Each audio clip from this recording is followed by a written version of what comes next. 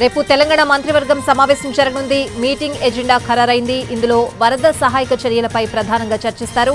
రాష్ట్రంలో 3 యూనివర్సిటీలకు పేర్లు, హైడ్రా బలోపేతంపై చర్చించనున్నారు. 3 యూనివర్సిటీల్లో మహిళా యూనివర్సిటీకి చాకలి ఐలమ్మ, తెలుగు విశ్వవిద్యాలయానికి Suravaram Pratap Reddy, handloom technology institution కు కొండా లక్ష్మణ్ బాపూజీ పేరు పెట్టాలని ప్రభుత్వం ఇప్పటికే నిర్ణయం తీసుకుంది.